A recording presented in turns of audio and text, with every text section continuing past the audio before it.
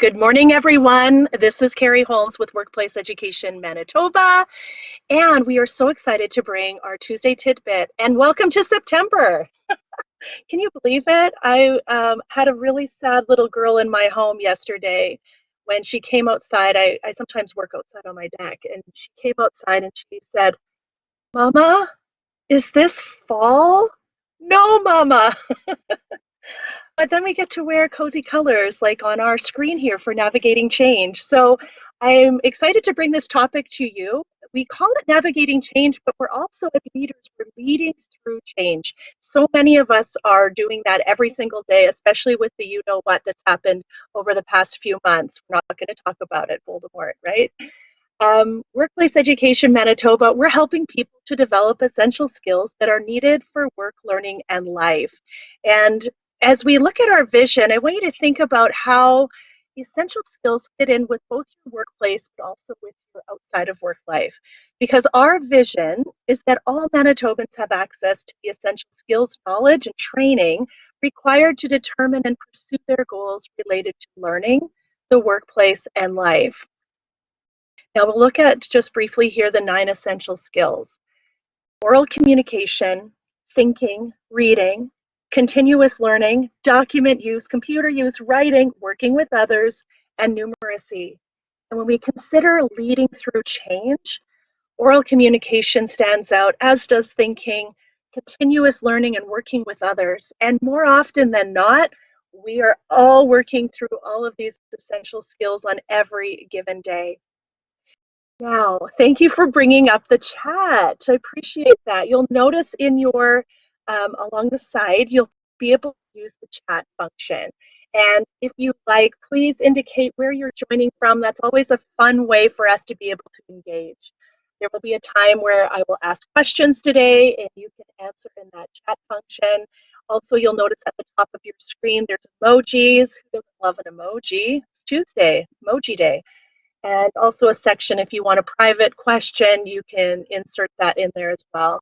And we have a few of our colleagues waiting in the wings to help out with any of those questions that you may have or any technical difficulties.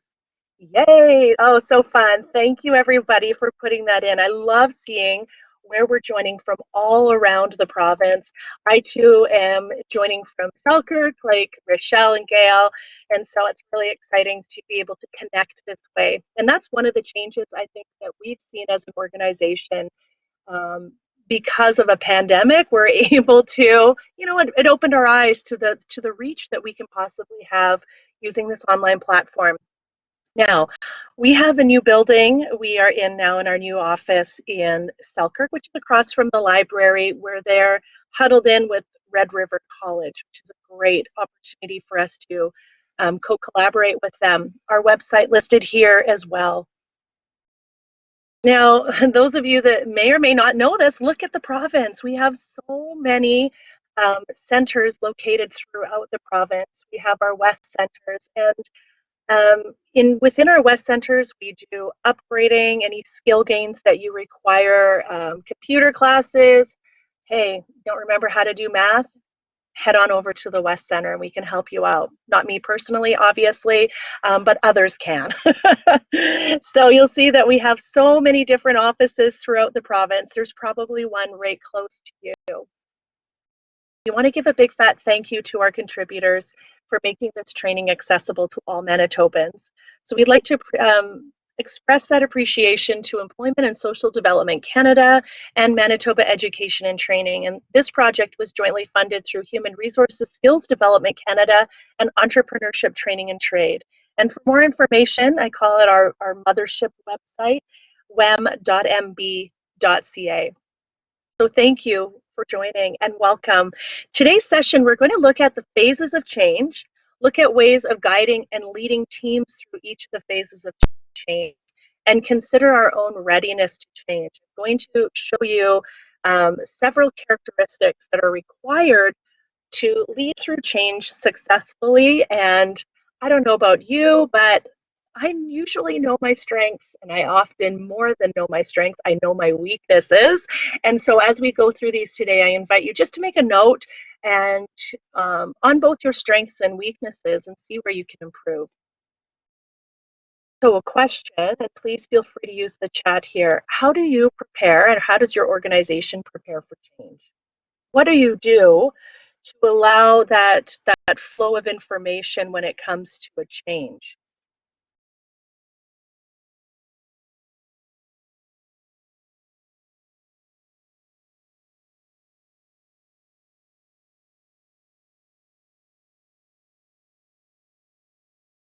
While you're typing, I'm just going to tell you just a quick thing from my personal life, if you don't mind. I like to get personal from time to time.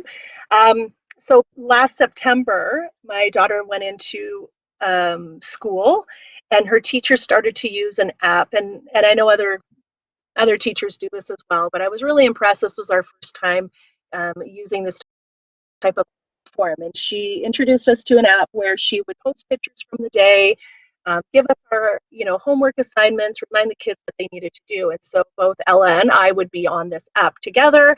And what was really great was when the 19 hit, it was an easy transition to move to this online learning for us and to receive our information that way. And it was almost like clairvoyance for her that she was able to look into her crystal ball and say, oh, I think in probably, 5 months here, we're going to be in a pandemic. And so it was really a smooth transition to have some of those things like that in place. Hmm. Yeah, absolutely. We can have training, communication. And I agree that when we're dealing with a change, people have questions. We're so curious. And so having that clear communication is really important. Yeah, asking for opinions, thoughts, feelings. We usually have two types of people, right? Those of us who are deep feelers, hello, over here, and those of us that are thinkers. And so that's one of my key tips for facilitating. I'll ask, does anybody have any thoughts or feelings? And addressing both of those is so important. Hmm. Clear meetings, town halls, communication, right? Um, and what we can do then is get ahead of the rumor mill when we have that openness.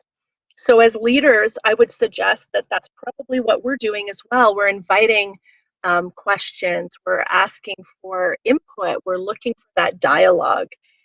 And to be able to reinforce those behaviors, we're going to have some of that legwork beforehand is to know our people. So, how I accept a change will be different than someone else that I work with, right? Where I love change, I think it's fun, it's exciting. Others may see scariness, unsure, unsteady, unhinged. And so being aware of each one of our members on our team, because the truth is, we think of that golden rule that we should treat people how we want to be treated. Newsflash, we don't all want to be treated the same.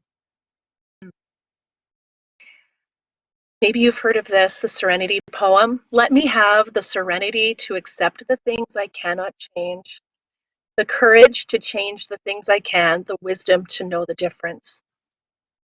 Something I've noticed is that when there is change, change spawns uncertainty.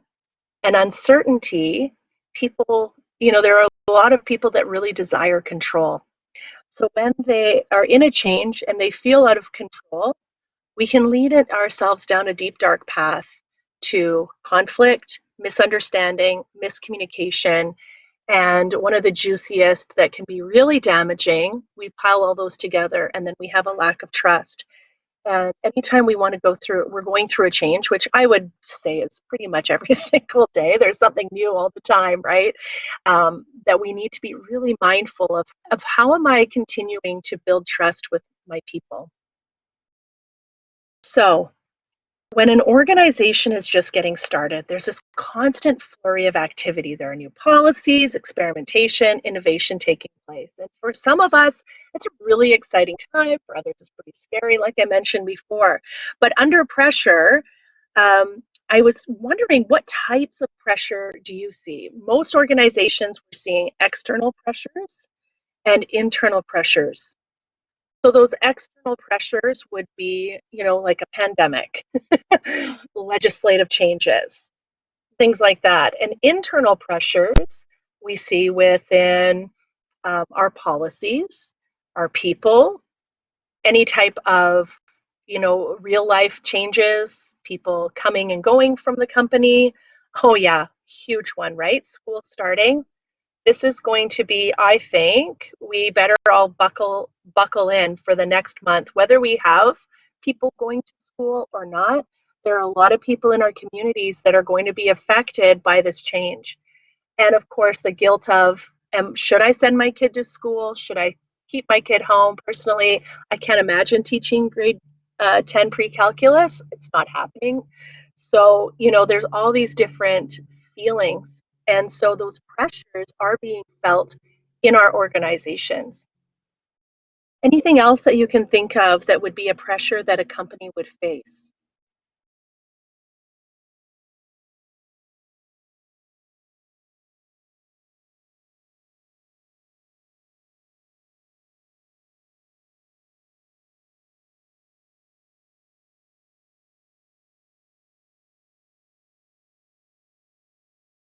Yeah, the service demand. Absolutely. Yeah, definitely. And usually when we're going through a change, we're learning as we're going, right? And so that does take a little bit of time. We're going to talk about that as well. So when we're faced with these changes, we have two choices. One, I like to think of them as either you're in or you're out. To scream, yes, run away, 100%. Or, no, those two are together. Or we can change. So to do nothing, right? To do nothing looks like this. Look at how successful we've been. Why should we change when it's obvious what we have been doing is working for us? Um, any companies come to mind for you that maybe did nothing or didn't do it fast enough? Because that's another thing. We may be change ready, but not ready fast enough. We haven't really, locked ourselves in. I always pick on Blockbuster. I was really hoping someone else would have a different one. So Blockbuster, those of you that may remember, right? We'd go to the video store, rent our videos. Maybe you've heard of Rose Video. And what happened then, right? Blockbuster had this opportunity to align with this wild and crazy idea called Netflix and laughed them out of the room and said, that will never work. That's ridiculous. Knock, knock, knock, Blockbuster, are you still there? Nope. Right? Because they didn't, well, I'm not going to say they didn't do anything, but it seems like this would be a statement. Look at how successful we've been. Why should we change? So the other option is to change. And we know that change can be really difficult, but it is necessary if we want to continue to grow and compete in today's market. Now, we had a little tiny change last year, just change of offices. And even those changes brought a lot of growth. It's like, oh, what else do we need? Oh, right. What about internet? Oh, yeah, we need to get internet in here. It's just the smallest of things. But when you look at changing an office, didn't change the people that much, still doing the same awesome things. But even that change, right, will cause a bit of growing pains. Now, the truth is, change often involves a loss, and all people handle this loss differently. But when the change is perceived as positive, it's easy to accept the loss. And I don't know if you can think back to any changes that you've had in your life that was a loss and how that felt at the time, but then how you were able to change and grow and develop because of that loss. I know that when some folks in my life that have lost a job, for example, they actually went on to be, they turned out okay, right? The feet were on the ground and they ended up landing a better job. And sometimes when we're not changing, I would say all the time when we're not changing, we're not growing. And it can be painful, let's face it. It's difficult though to get people to buy in if there are those negative thoughts or perceptions about the loss. And here's the problem that I see. Often as leaders, we've had a little bit of lead time to know that a change is coming, right? We've sniffed at it, we've looked at the opportunities, we've looked at the pros and the cons, and we've had all that time to do our homework and prepare for the change. Essentially, that's what we're doing, we're preparing. And then with our wonderful and great idea, we present it to our team and they're like, "What? Why would you do this? Why are you doing this to me?" And they haven't had that same opportunity to look at and to discover that change in the way that we have. Because as leaders, oftentimes our view is just a little bit further ahead. Right? We're not just working in the day to day with what's right in front of us, but we're able to look further ahead. And that's often what we need to do is to provide that vision. Question for you. Now, using the chat, how do you lead and coach through change? What are some things that you have found very helpful when leading and coaching through change? And those two can be quite different, can't they? Definitely by example. I agree. Yes, 100%. This is our matching tattoo of the day. It's communicate, communicate, communicate. Forearm, okay, guys? So we can see it every day because it's true. If we're not communicating, we are going to have all sorts of, like I mentioned before, we're going to have the rumor mill start up.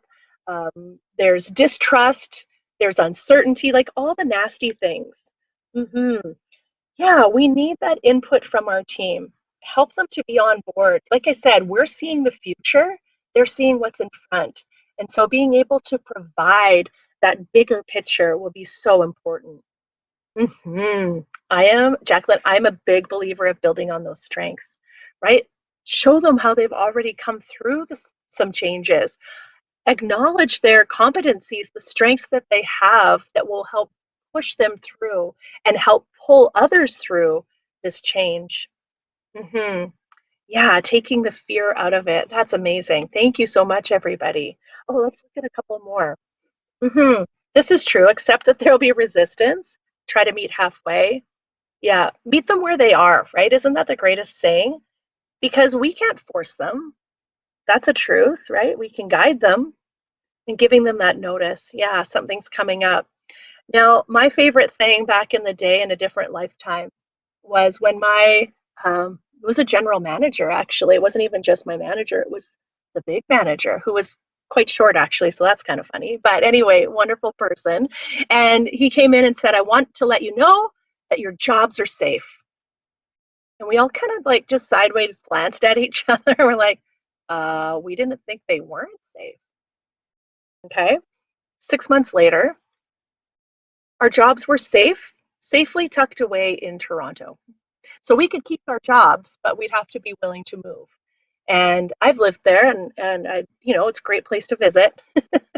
So yeah, we giving them that notice was important, right? That was a little backwards way of doing it though. This is a truth, and I'm sure you've read this. With patience and coaching by leaders, your teams and organization can come through the changes and the growth will continue. And I think we have to go back and really look at that statement that Jacqueline said here with recognizing the competencies. Tell them how amazing they are. And we know I had mentioned earlier, how do people feel during times of change? What do you guys think? Like so many feelings, right? All of the feelings, all of the time. They're fearful, they're unhinged. Some of us are excited. We've been looking forward to this change our whole lives, right? But for the most part, people are feel unsure, they feel unsteady. And so that's that idea of leading and coaching them through the change together. And our role as leaders is to do all of these things that you've just listed in the chat. And according to Jim Clemmer, I don't know if any of you are familiar with his work, super awesome leadership guide. Whatever you do, try to keep employees off the bus to Pity City, because that will happen quickly. And we know how toxic that behavior is in a workplace. hmm Change may seem like more work, and they may even view it as I'm already working at my capacity. What more could you possibly put on me? And now you want me to go through this change, right? And then we start going through that cycle. I don't love the term victim mentality. I think there's probably something better we could come up with, but for this moment, that's what it can be like, right? We feel like we're victims of the change. I love that. Yeah, to stay positive, realistic, and truthful. Yeah. And I think this is a good point. I'm not sure, my lovely colleagues. The thing about the bus, though, is community and develop a new community conversation because that bus to Pity City is going nowhere fast, right? It's not pulling us forward. It's allowing us to be stuck and trapped in that moment. And we in our organizations, we know that to be successful, we need to be moving forward. So we need to be able to help our teams move through the changes quickly and as easily as possible but still looking at what they've been through and acknowledging the loss, acknowledging the feelings, the fear. As a side note, one of our courses we talk about the six hats thinking. And in six hats thinking, for those of you that don't know, each hat is a different color. It's kind of fun. And each hat represents a different way of thinking. And one of the hats is the red hat, which is the feelings hat. And I love six hats thinking model because it pulls in the feelings and it allows us to address them. Now, we've maybe heard of this saying before, change is inevitable, growth is option, right? And so for us, recognizing and helping our team to see this change is a growth. Mhm. The why. Doug, aren't we still that 2 or 3 year old kid going, but why, but why, but why? I know I am. And so finding out and giving that why to our people will be super valuable and be able to give them that first step on moving forward with the change. Nobody wants to be told just go and do it, but why? Because I said so. It's not enough, right? We need to have that why. Thank you for bringing that up. Does this picture look familiar? Thumbs up, thumbs down, anybody? Have we seen this before in our workplaces where we're the leader and we're trying so hard to bring our horse to water and they're there, but they're not partaking? And I think that that's true.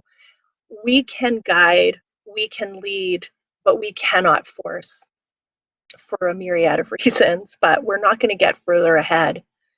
And so again, that acknowledging what they're going through will be so important. We know that change is constant and that we keep going through these dips over and over, the dip of our productivity, and then we rise up and we keep going. It's the only way to guarantee this long-term success.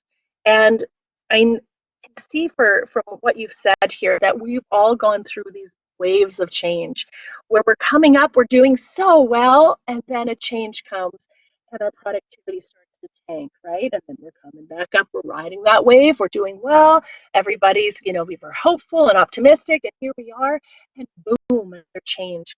And what we want to do is to acknowledge that dip in our productivity and hopefully, you know, rise it up a bit.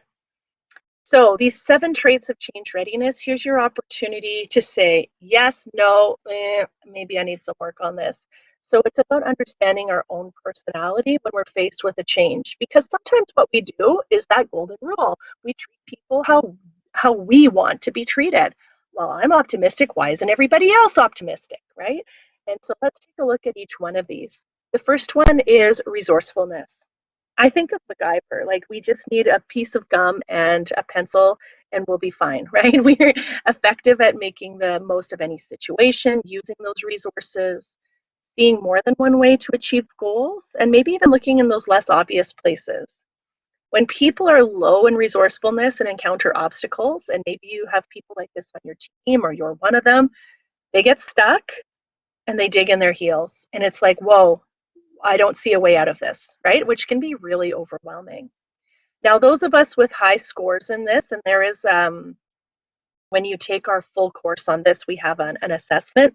So if you're scoring high, you may overlook those obvious solutions and end up creating more work than is necessary. The pessimist, right? You look at optimism, the pessimist observes only problems and obstacles, while the optimist recognizes opportunities and possibilities. That's one of my favorite phrases. Is it possible? And the answer almost always is yes, it is possible. So optimism, we know it can't be taught, it must be caught, and we get it by hanging around the right people. So some of you have said we need to be that example, 100%. And often our optimists are more enthusiastic and positive about change, but if we're really high with our optimism, we may lack those critical thinking skills. Adventurousness? Yeah. I'm thinking of someone walking a tightrope with a backpack and going, "Hey, this is fun. I'm having a great time." And those of us are like, "You are crazy." Right? Because it's taking those risks. And oftentimes when we are have a change put upon us, it does feel really risky because maybe we haven't had that time to look at the pros and the cons and the why. Because change involves risk and the unknown, adventurous people usually perform well during these organizational shakeups. But again, if we're scoring really high in this, we may have a tendency towards recklessness. Woohoo, right? Letting her hair down. It's not like that. Drive. Now, even just the word itself, the sound of it is drive, right? It combines physical energy and mental desire to create passion. And I'm sure we can list, 5 people in our lives that we know as very passionate people. Now, we take that and look at it as, if we do have drive, nothing appears impossible. And if we don't, change is exhausting. Then we have adaptability. Flexibility and resilience, sorry. Flexibility involves that ease of shifting expectations, and resilience is the capacity to rebound from adversity quickly with a minimum of trauma. Now, again, I'd like to always throw in the reverse of this. Too much adaptability may indicate a lack of commitment or stick-to-itness. That's a fun word. Feel free to take it. Competence. So we say here, if optimism is the view that a situation will work out, confidence is the belief in your own ability to handle it. And we can see that direct correlation between levels of confidence and receptivity to change. I want you to really think about that one. I don't want to just blow past that because it's true. Look at the level of confidence and how receptive they are to change. If people feel confident in their ability to handle a new task, and like we said, sometimes folks are feeling like, it's a Tetris game and all of our tasks are just piling up, and we're looking for that long bar to clear it, and it's just not happening, right? And now we're going to throw a change on them. Okay. If they feel that they can handle that task, they'll be more receptive to it. Makes sense, doesn't it? And be positive. Now, high confidence may indicate a cocky know it all attitude and a receptivity to feedback. So finding the balance. I said this statement earlier. I don't know if you guys caught it. Change spawns uncertainty. And for some of us, that's exciting. And for some of us, it's just not exciting. It's scary. It's overwhelming. Now, without a healthy tolerance for ambiguity, change is not only uncomfortable, it's downright scary. And when we're so locked in and we don't have that tolerance for ambiguity, it's almost like we're bending, and then we're breaking. And no matter how carefully you plan, there's always going to be some element of indefiniteness. And I think that's important for us, again, to acknowledge that the change curve. Okay, I'd mentioned those waves. We're looking in at this productivity dip, that wave. When we come down, our role is to diminish that dip. And how can we do that? By acknowledging what people are going through: denial, anger. And with our amazing coaching and communication techniques, we help them to explore and ask the question, is it possible? Is it possible that this change is going to bring something new, better, exciting, creative opportunities? And then we get that acceptance as we provide encouragement. I want to thank you so much for joining us today. You can visit our website, weminterlake.ca, for our fall offerings. We look forward to spending more time with you. And of course, if you would love for us to come into your workplace and share this at the half day section where we're chatting and things like that, feel free to contact us as well.